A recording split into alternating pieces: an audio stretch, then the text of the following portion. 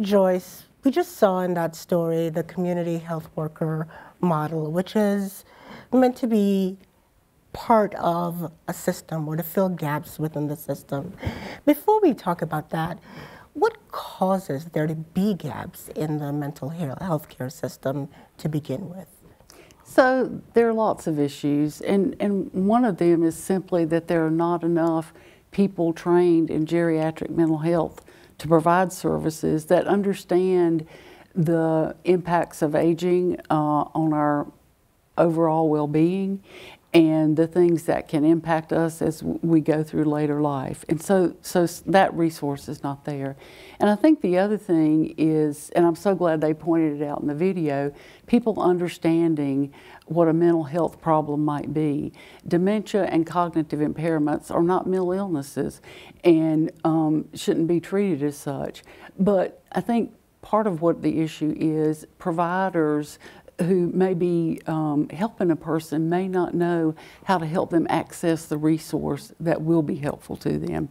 And the isolation that they mentioned is clearly an issue for many older adults. Thank you for that. Kelly, for many older adults, they're relying on public insurance to support them. And as we saw in the video, maybe some of the processes aren't necessarily very customer friendly, shall we say. What are improvements to be made? That's a great question, and you know, Joyce, I want to agree with what Joyce said about people being trained. A lot of folks, we actually have a really robust mental health system, a public system. So if you happen to have Medicaid, if you happen to have Medicare, we actually have a wide array of services. Now we have workforce struggles, which I think we'll talk about in a bit, but there are kind of two really big barriers though. One is really stigma. So it is folks being okay talking about mental health issues, caregivers, family, community members being able to recognize the signs of mental health in an older adult. And then access to the system. So even though your insurance might cover a service, it doesn't mean you know how to navigate the system or who to call or how to find treatment. So a lot of people think I need a psychiatrist, which is scary. You probably don't. You probably need a counselor, a social worker, or you even talk to your pastor at your church. But that navigation and entry into the system is kind of confusing. So when you talk about improvements, I think we do have workforce shortages, certainly in rural areas. As Joyce mentioned, we don't always have a lot of folks trained and who can specialize in mental health treatment for older adults. But just the stigma of engaging in care and then trying to figure out how to navigate the care system are kind of two places that we need to work on and improve, and there are areas that we are trying to work on and improve. One more thing I'll mention is that you know, besides just navigating your insurance, even if you do have a robust benefit, we have a new crisis line in North Carolina, which is 988. It's like 911, but it's 988 for mental health crises. Thousands of people are calling every day. 5,000 plus people call every month. One of the smallest groups that are calling are adults 55 and older. So we're not getting the message out to them that this exists, and or they don't feel comfortable calling yet. So some resources that are available need to be better marketed, and we need to make sure they're meeting the needs of older adults. So I hear you saying awareness is an issue, whether it's awareness of coverage of your insurance or awareness of a service like 988. What role does screening play in helping older adults become more aware, A, that they might have a problem, and B, they might have a problem that the system can support? Yeah, fantastic question. So one of the programs that we have, it has a little bit of an old-fashioned name. There are GAS teams, or Geriatric and Aging Specialty Teams. Again, the name's a little old, right? But we have GAS teams in every community. They're made up of a clinical therapist, a nurse, and a mental health kind of technician. Their sole job is free of charge to go into community places. It might be a senior center, might be a primary care doc's office, it might be a faith-based organization, to help people to understand the signs and symptoms of mental health, depression, anxiety, maybe even a substance problem in older adults. So the idea is to extend that mental health workforce into the community, right? Help caring, community members be able to recognize the signs and symptoms. So that is a really important program we have across the state, free of charge, where we're trying to train everybody to help and understand. But we also have like a place that older adults often go and feel comfortable going is primary care, right? Primary care. So we're doing a lot. We have a lot of programs like a model called collaborative care. So we do a lot to help train and work with primary care docs to screen in their office, because a lot of people go to primary care, right? Maybe not comfortable seeing a mental health counselor, but my primary care doc. So we're trying to make sure primary care docs feel equipped, can screen, and we're trying to pay for things like an embedded social worker in the practice, a psychiatrist you can call for consultation. And those psychiatrists who are doing consultation are also offering trainings to those primary care docs. So we're trying to say like, okay, this is a place you might go. You might go to the senior center. You might go to your primary care doc's office. How can we equip them with the tools to recognize mental health or substance use issues, help them screen, maybe for signs and symptoms, and then refer to a qualified mental health professional who could help them. Or if you have an embedded specialist in your primary care office, even better. That person doesn't even have to go anywhere else. They can go right there. Love it. So hopefully we'll have this in every primary care office going forward. Amber, let me turn to you for a moment. The elderly population frequently encounters physical health challenges. I know this from personal experience, hearing, vision loss, and then of course there are the chronic conditions like arthritis or heart disease. How does the physical health of our seniors affect their mental well-being? Okay, I think, good question. I think we need to look at, they both really go hand in hand. Physical health can affect mental health, and mental health, undiagnosed, can also affect the physical health as well. So I think that's important to recognize. There may be signs or symptoms, whether it's somebody's chronic pain that they may have, and we need to look at like the root cause of that. It may not be just because that they have a physical impairment. It may be strictly related to, maybe there is persistent depression or anxiety that's emulating in some of the physical health. And I think, you know, some of the issues that we may have is a lot of older adults, they may just say, oh, this is normal part of aging. Right. I'm having the aches and pains, but they're not really recognizing that it may be contributing to their mental health. So they go to their physician, and their physician is really possibly just looking at the physical aspect and not in turn asking those questions of what life changes have happened. What about your emotional health? Instead, they may be just treating the symptom of that physical health, which then maybe in turn go to added medication. They may not have needed that added medication. So I think when we look at overall health care, mental health is part of health care, and that's what we got to start looking at. It's what makes this collaborative model so exciting, because you know, everybody's trained in their little area, but if you're part of an entire group, then other people might see things that you don't see. So very, very exciting. Kelly, with the high number of us who are getting close to retirement age, what does the state need to do to prepare? We've talked about workforce issues. How are we going to prepare for this tsunami? Well, I think I've mentioned we're trying to be smart. You mentioned kind of at the beginning of the program about really there's a mental health crisis, and I appreciate that you have this NC Impact series. We just need more mental health treatment altogether. So how we're trying to be smart is to think of ways that we can extend the workforce, like I mentioned, like how can we equip primary care docs, how can we equip other folks in the community to be able to recognize and refer? How do we have larger state commodities like 988, which is a 24/7 crisis call line, so you always have someone to talk to if you need it. Joyce mentioned, again, making sure that the mental health folks that we do have in the community are well trained in the unique needs of older adults. Another interesting program that I'll mention, I love that community health worker segment. I'm a huge fan of community health workers. We have something quite similar to a community health worker in mental health, and they're called peer support specialists. I don't know if you guys have a peer support specialist. It's a person with lived experience, so it's a person who has had mental health issues or substance use issues, who is much more flexible than your traditional healthcare provider. You don't have to go to the office, they can come to you, and they can share with you how they navigated the system. They know what your bad days are like. And so we have certified peer specialists, and we have a relatively new program. It is our certified older adult peer specialists. So this is really targeted to folks 55 and older. So the peer is actually an older adult who has struggled with mental health or substance use issues. So we're training 3 cohorts. We're trying to get 150 folks out there. And it is a wonderful model. People love talking to someone that knows what they've gone through, but also help them navigate the system, because it can be really tricky. But so again, we're trying to think smart about workforce. We do have an aging workforce. We need to, or an aging group of adults. We need to make sure our current clinicians are trained.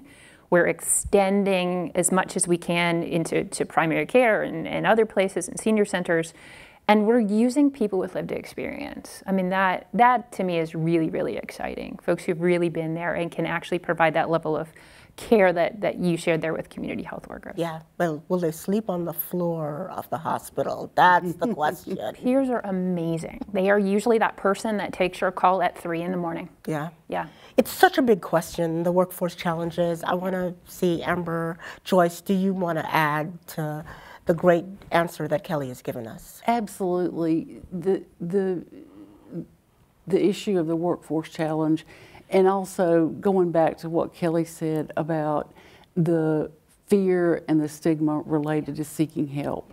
And there are also resources where a family member, a caregiver, or the older adult themselves can do a simple screening online to determine, am I having some issues that are normal? Because a lot of people, as Amber said, tend to think that depression, sadness, anxiety are a part of growing older, and that's not part of the normal aging process. And so people need to know that practicing good mental health is a healthy way to age.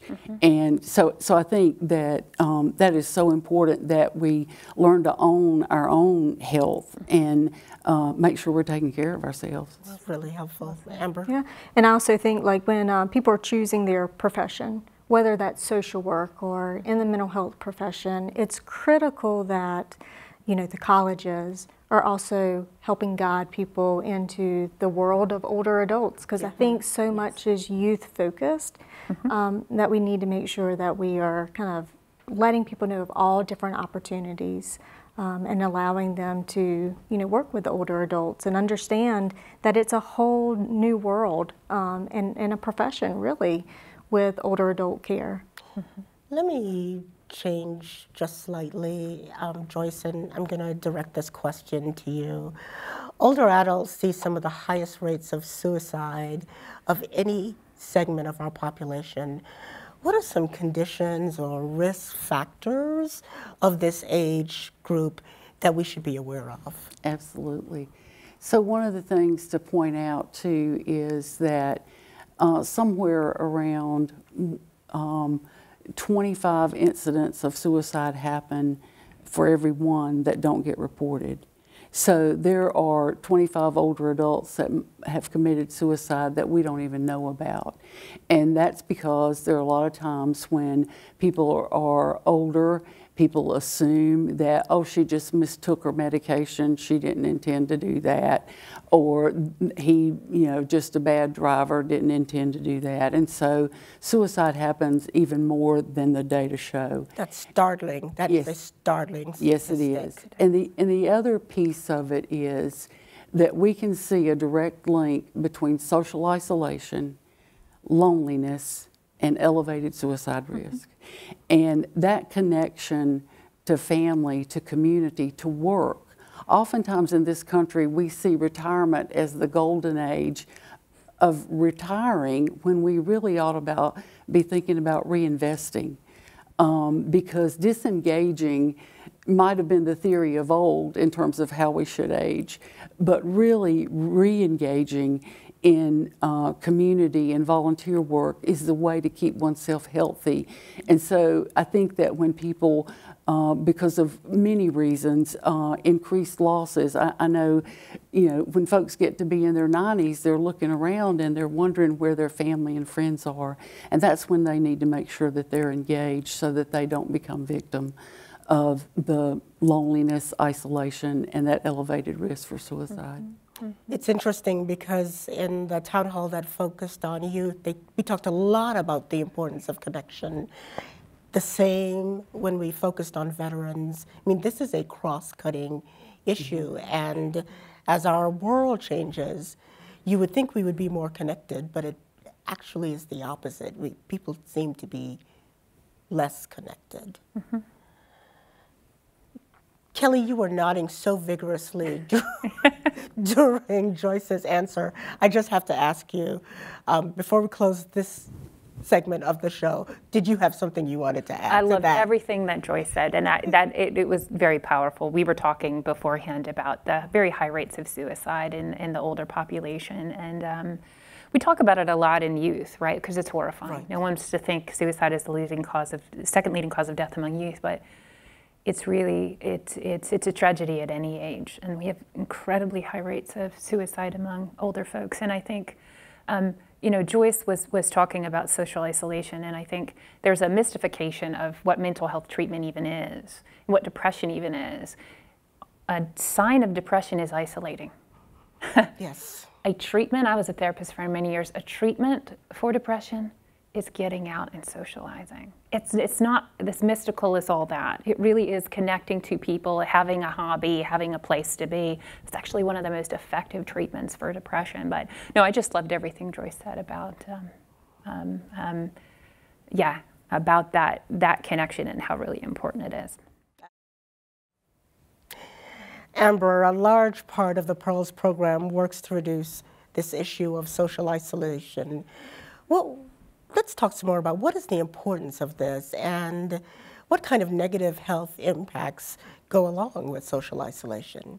Yeah, addressing social isolation and solutions to improve it are critical. They are critical for every age, but especially with older adults because there's so many life changes that occur later in life. Social isolation, the studies and the evidence show that social isolation really can even be as damaging or more damaging as if somebody smoked 15 cigarettes a day. Stop. Say that again? Social isolation, as studies have shown, can be as damaging or more damaging as if the same as somebody smoking 15 cigarettes a day. So that's a huge, it goes back to the physical side of it that we talked about earlier. But not only with social isolation, of course, it's going to lead to higher risk of depression, anxiety, weight loss even, cognitive decline. There's so many implications of that. Working at a multi-purpose senior center, that we look at the holistic approach of individuals.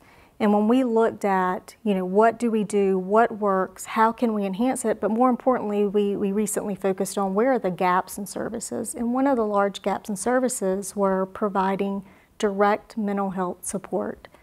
And so while we had a team of social workers and we went to, homebound individuals, because we do home delivered meals, or individuals would come to the senior center, we kept seeing over and over again that people needed more, not only did they need the social connections, so we increased, opportunities, whether it was for in-person activities, but also virtual opportunities for individuals who are homebound to be able to make those social connections, as well as being able to provide direct mental health support when that was needed.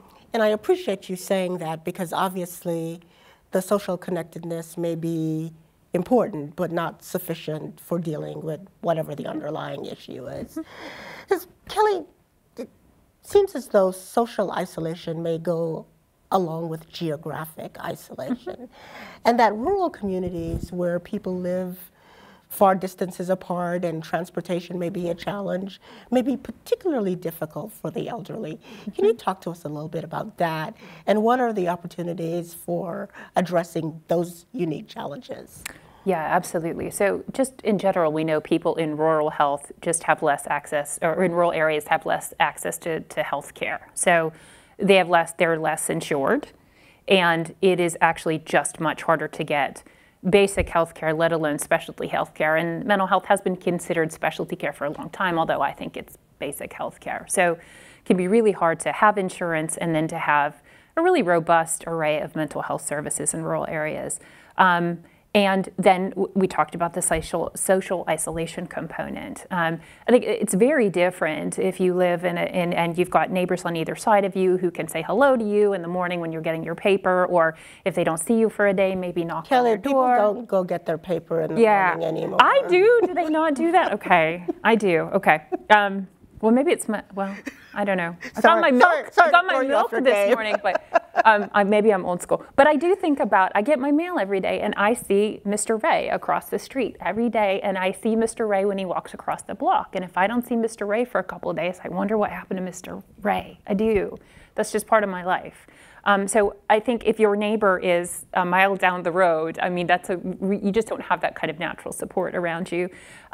And I think there are opportunities, though, right? I'll mention the technical one first, and then maybe the less technical one. But I do think we learned during the public health emergency that things like telehealth are extraordinary. So technology, this is probably not the panel to talk about challenges with technology, but a lot of good can come of technology. And we found a lot of people during the public health emergency really embracing technology for mental health care.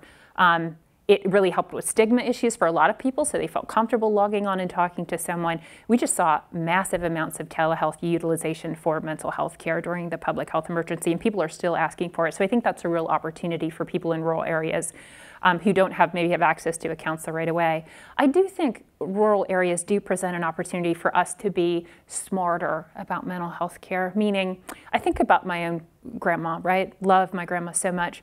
Part of her connectedness to her community, and we grew up in a very rural area, her connectedness was her church, her faith. And so her faith was helpful too, but like that notion of pastoral counseling and having those kind of community partnerships. And I think there's so many local community opportunities for us to think about how mental health care can work better with local community partners in rural areas. So, and I think the faith community is like a really, really good opportunity for us to do that better in rural areas. So I think really, things like technology I think are great, but also just expanding our reach. It doesn't have to be within the traditional walls. We can use community health workers. We can use faith partners or other social agency partnerships to just to be able to reach more people. So Amber, this is a community problem. And as Kelly has said, it's going to take lots of partners working together. Tell us about some of the community partners you work with. How have you engaged them? What is their role? What does the constellation look like? Yep. Being part of a community senior resource center, partnerships are critical. There's not one agency that can do it all. You have to have those stakeholders, those partners to work together, to collaborate. As our approach in New Hanover County, we were very fortunate that the county commissioners gave us the charge to build a master aging plan. And through that master aging plan, we actually started it right before the pandemic, but we were able to learn more about our community, what were the needs for older adult services, but we were also able to engage those partnerships and those stakeholders, not only for other agencies, for us to identify what are the gaps in services, but from older adults themselves. And then once the strategic plan was developed, it was adopted, then it was okay, what are you going to do with the plan?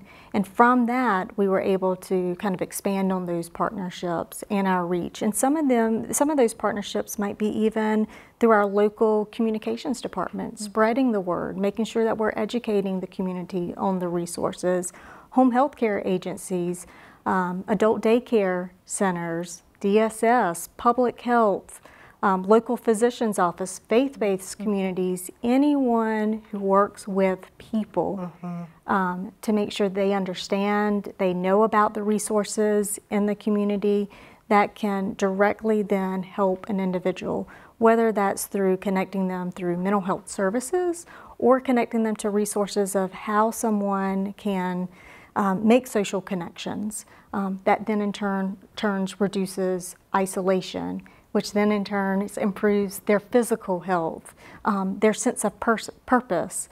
We work with volunteer organizations, which is critical. Once somebody retires, okay, what's the next step? What's the next stage in life? You know, somebody might have worked their whole career and they had a day-to-day, and retirement's exciting, but once you retire, okay, what am I going to do with myself? Yeah. And so even working with those volunteer organizations to help people identify, okay, these are their skill sets, their knowledge base, where are the needs in the community that we can plug them in so they can give back to their community and even have that sense of purpose. And what amazing assets that is for a community. I'm going to turn to the audience for questions. We'll put a mic in the middle of the 2 rows, and you can come up and ask your questions. But I've got one final question for you, Joyce. We're talking about everybody having a role to play. What do loved ones, family members do?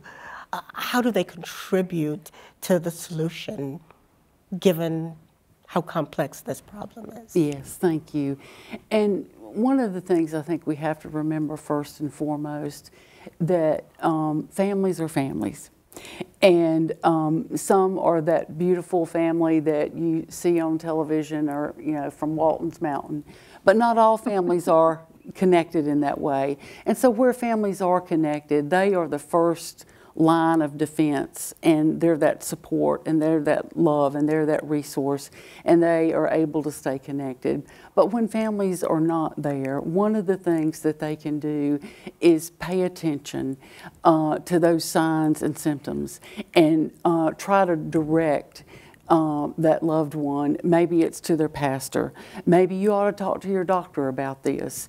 And really not being afraid to address the issue. So many families don't like to talk about the real stuff in the middle of the room, and sometimes you have to do that. And saying that, you know, it seems like this is going on with you. Why don't we get you an appointment with your doctor to try to start the conversation? And I think that that gives a relief to the person who's needing the help, that somebody does recognize, and maybe they're not the one to fix it, but maybe they're the one who can get them to the place that they need. Yeah. And so when people are isolating, disengaging, not interested in the same things that they used to be, then that really is telling you something is going on that you need to pay attention to. And I want to say one more thing. Absolutely. About Kelly said we'd avoid the technology conversation, but I don't want to avoid it. Go for it. Yes. There's a lot of thought that a lot of older people, because they didn't grow up with technology, don't like technology.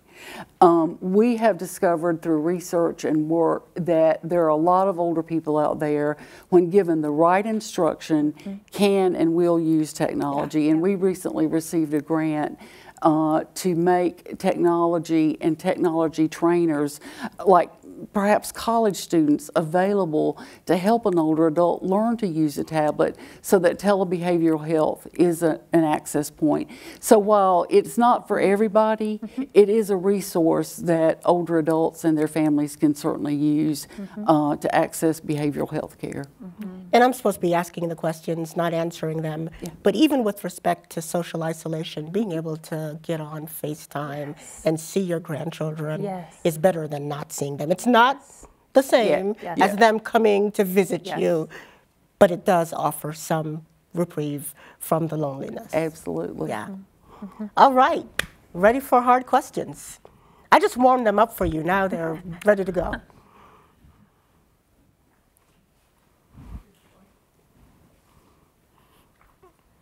Question for Kelly. So the GAS teams, if someone is interested in working with them, who do they contact to get information about them?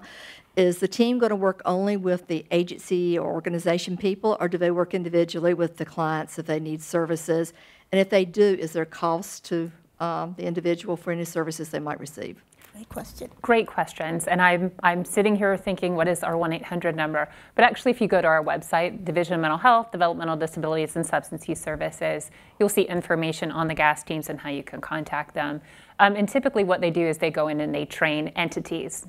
Everything from like the signs of mental health or substance use, how to do screenings, how to provide brief intervention. They don't typically meet one-on-one and provide treatment. There is no cost for what they do. They're just trying to build capacity and equip organizations to recognize mental health, substance use, and to refer. So they also help those community agencies to understand how you get a referral, like what is the number in your community that you call so you can actually get some services for an individual. But they typically don't provide directly to a person, but it is free of charge.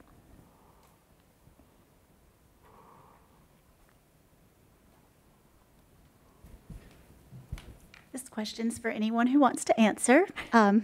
What, if any, role do you think ageism plays in the prevalence of social isolation, loneliness, and elevated suicide risk among older adults? And if you do believe it plays a role, what are your thoughts on addressing it? Great question. We own that one. We at the Division of Aging and Adult Services are working very hard to do what we call reframe aging. As Governor Cooper said back when we had a gathering to begin some work that we're doing, 40 is 60 is the new 40, and it's true. We have to rethink what our ages are, and we have to learn to be our age. You had to learn to be 5 to tie your shoes, and learn to be 15 to go on a date, or 16, and you have to learn to be 60.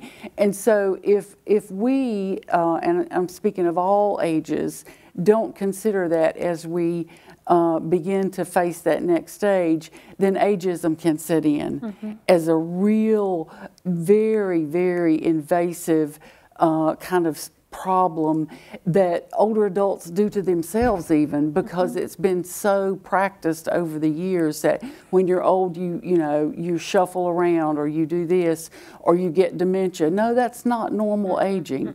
And so we are working very hard to get people to rethink how they say things. It's the words you use that matter. Like, rather than saying senior citizen, maybe older person, mature adult. And every time I hear somebody say, I've had a senior moment, no, you just forgot something. And trying to turn that into a more positive image of what aging is, because let's face it, it's part of our life cycle. And there are many, many opportunities that come with growing older. One of them is many of us feel a lot freer to express our own opinions. And some of those are really good and helpful opinions. So yeah, there's a lot to be done, and there's a lot that we want to work on to reverse that thinking, and to bring generations together in this space. Yeah. Other thoughts on solutions? Yeah, we're the same way from a community standpoint. Couldn't agree more. Is that's our mission, is to reframe aging. From a society standpoint, for people to know that it's aging, there's so much value in older adults. There's a lot of wisdom, there's a lot of knowledge and skills, and while they contributed to the economic part of society for many years, once somebody retires, there's so much left of life to live, life experiences that somebody had to share. And now they're going to tell you with no filters. Yes, that's right. I love it. Yes, the honesty. That's right. The honesty of it. So absolutely, and when we look at it from a community standpoint, of course, we want to make sure that we're offering many different opportunities for different types of aging from the spectrum. And I think too, like we can't just categorize older adults as one category. Right. You know, when we look at older adults, we typically look at as 55 and older. That's many generations of older adults that we're serving. But also there's a problem with internal ageism. You know, as we continue to age, we then say, oh, my aches and pains and you know, things like that, or I'm just getting older, or I'm having a senior moment. And we've got to even reframe our own thinking of what aging is and get excited about it. Yeah, there's going to be challenges. There is challenges in every stage in life, and how we face those challenges is how we're going to overcome them, and also have kind of that emotional intelligence. Love it. Great question. Additional questions? I don't want to make you all feel pressured here, but the veterans town hall went on for 20 minutes after the cameras were turned off. So, sure. They know me, I always ask questions. And then I'm just going to start looking at friends in the audience and calling on them. So the stigma associated with mental health care Yep. is very pronounced in older people. How do we address that and make progress? I think with older adults, the stigma is probably the biggest reason why older adults don't, address their own mental health concerns or emotional health concerns, because then themselves might feel, well, this is just normal part of aging. I, went through many different life experiences and I got over it. But they also is the fear of maybe going and to a mental health provider. They might have the fear of, well, if I go to this provider, then they may say that I'm not able to live by myself anymore. And I think that's part of the fear. What are people going to think? Trying to hide that part of it. So stigma is a significant part that we have to overcome. That again, mental health and addressing your own mental health, it's part of your overall health.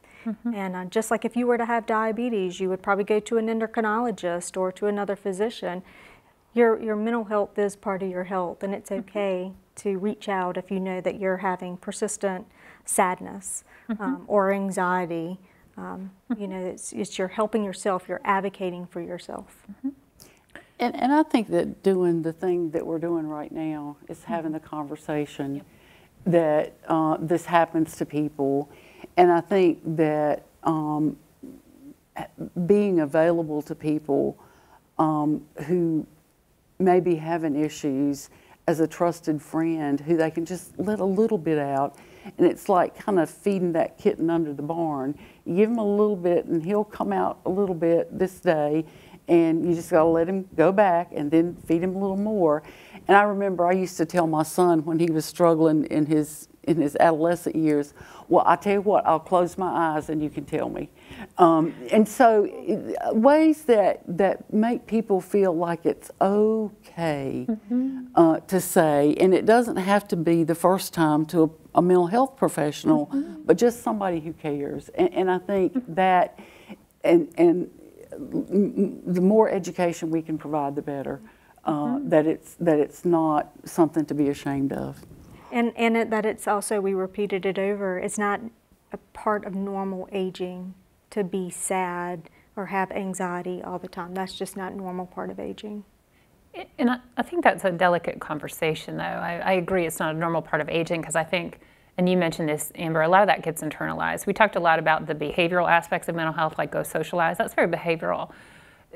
Isolation brings a lot of cognitive challenges, and a lot of times people they're isolating, thinking I'm by myself, my spouse has died, my children are far away, my life is over.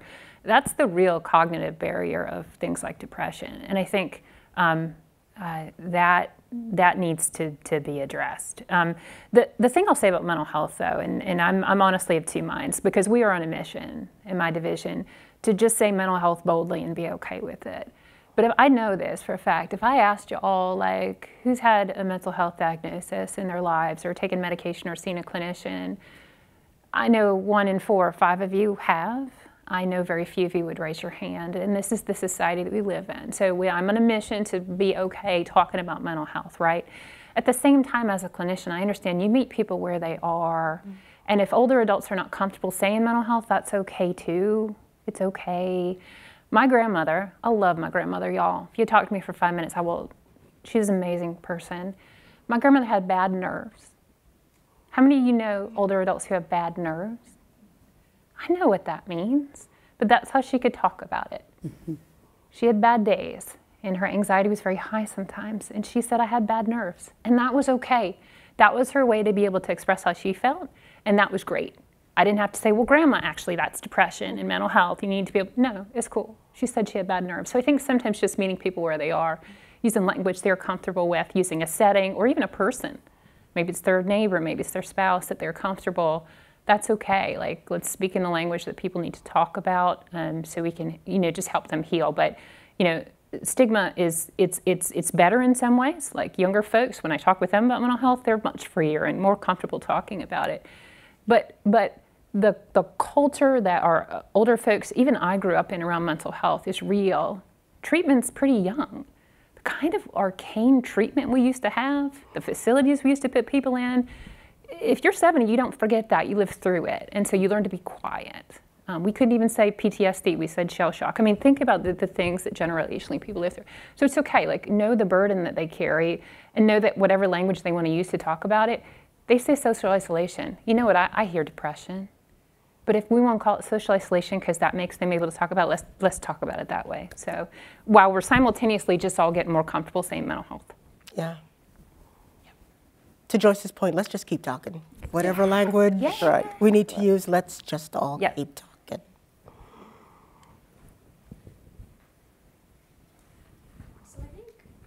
I think one barrier we haven't talked about yet to accessing mental health treatment is cost. And so I think particularly for older adults who, you know, I'm thinking about folks who fall in that line of too much to qualify for Medicaid and get some of those Medicaid funded services, but the folks who a 20% coinsurance for a Medicare accepting provider, if you can find one, is a bit too much.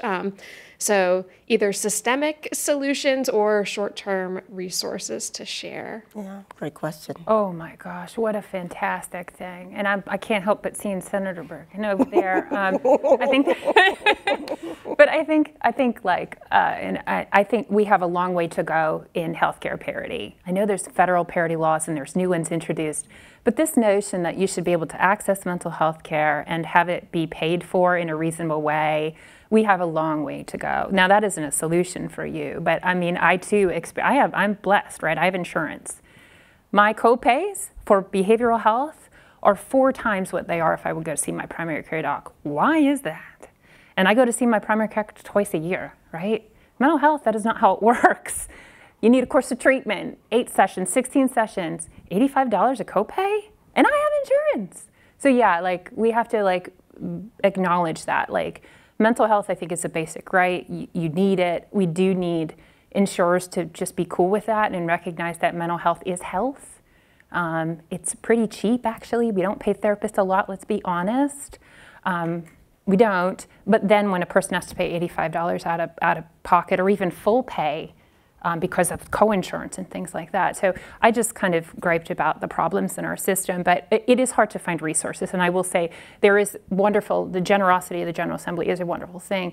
We do get state dollars to help defray the costs. There's only so much, but we are able to have some assurances for and underinsured. And sometimes those go to people with insurance, because their insurance is not paying for basic mental health coverage or the copay is excessively high. But so there are wonderful things like state dollars. A lot of clinicians are just great people. They offer sliding scales. Community centers will have, I know Amber has social workers at her clinic. So like a lot of communities do really wonderful things free of charge. Churches have pastoral counseling free of charge. Those things can be hard to find, but yeah, we do need just better parity in healthcare. It should just be like primary care. 50 visits a year, no copay, $5 copay. It's worth the investment.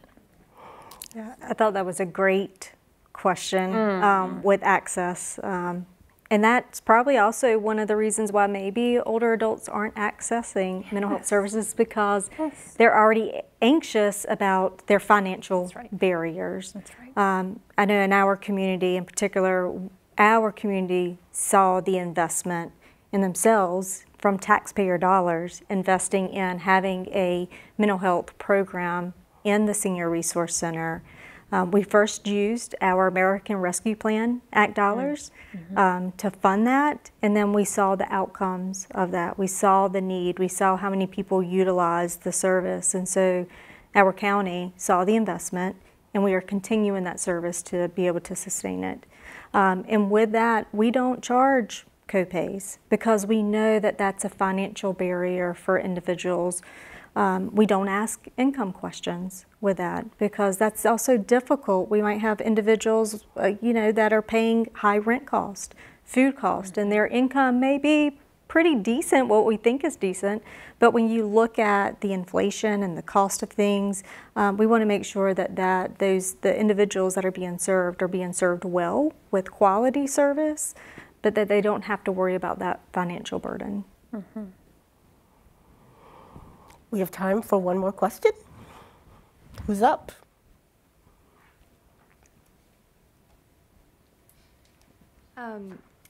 I think each of you have spoke to the importance of sense of purpose and the transition to retirement and how critical that life transition is.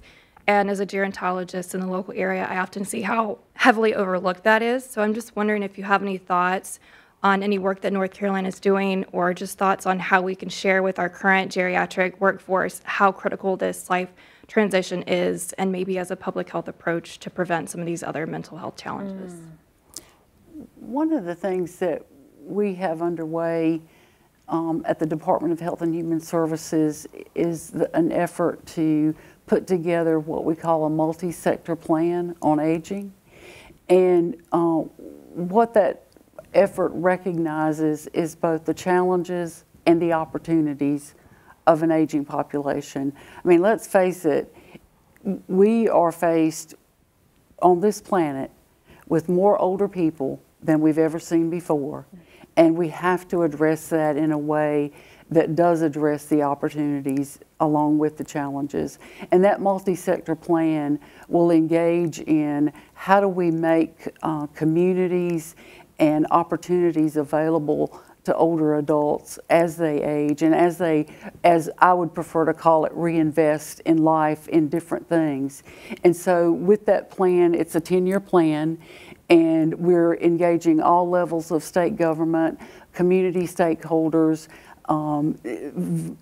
older adults themselves, to be part of that, to address areas that will really give that opportunity to both be a plan for action for state government in terms of what services are needed, but also a plan for communities to consider how do we make the term age-friendly, which is, we've been designated as an age-friendly state from AARP, to make those opportunities available and something that's normalized in the community, and not just something the well-off people get to do, but that people with limited means are able to participate in their community.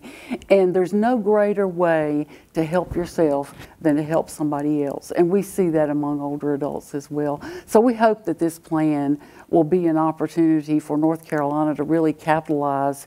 We're the eighth fastest growing population of older adults in the country, and we need to take advantage of that. Amber, you talked earlier about using volunteer organizations. Are there other ways in New Hanover you are ensuring that as people age or reinvest in themselves, they're able to do that in a way that reflects a life of meaning and purpose? Yeah. So yeah, definitely volunteerism. We have some programs through AmeriCorps Seniors, which is a federal program, and that's significant. We have over 600 senior volunteers that contribute back just in our community alone. But I think, with that, we also look at learning opportunities, whether that's learning a foreign language, going back to school. There's so many opportunities of how folks can reinvest back in themselves and then can give back to the community, whether that's going back into the workforce, but in a different maybe type of work than that they did, but on their own will and at their own time as well. So I think that's a big part of it, but also just enjoying themselves, enjoying life, and knowing what the resources are before you retire. And I think some of those connections, like I don't know if folks know about the North Carolina Senior Health Insurance Program. We get a lot of individuals before they retire. They might be getting on Medicare soon, and so they're getting bombarded with information, and even our trained SHIP counselors then start to talk to the individual of, oh, did you know about these other community resources that may be available? It's not just about Medicare, but how you can stay healthy in your community and avoid social isolation and improve those social connections. Thank you.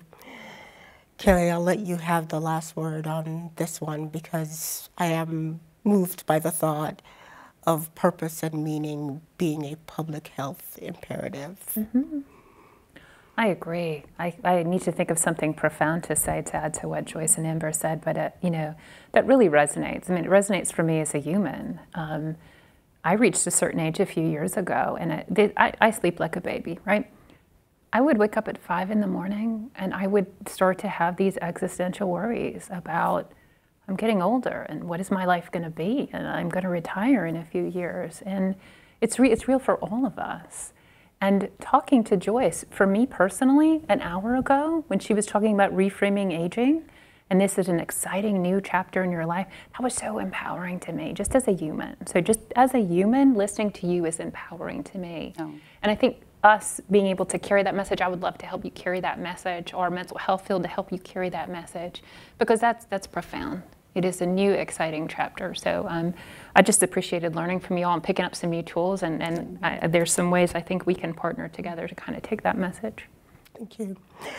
To our audience, thank you so much for those terrific questions. It took a little bit of work to get you up to the mic, but once you got there, you were awesome. Yeah. Kelly, Amber, Joyce, thank you for joining us this evening. Thank you for the words of wisdom and the affirmation, the total love fest chemistry on this panel. And of course, we wouldn't end the show without thanking those people who appeared in videos, who trusted us to tell their stories of local innovations. And of course, finally, to our audience, thank you for joining, for listening, for engaging. I'm Anita Brown Graham. This is NC Impact.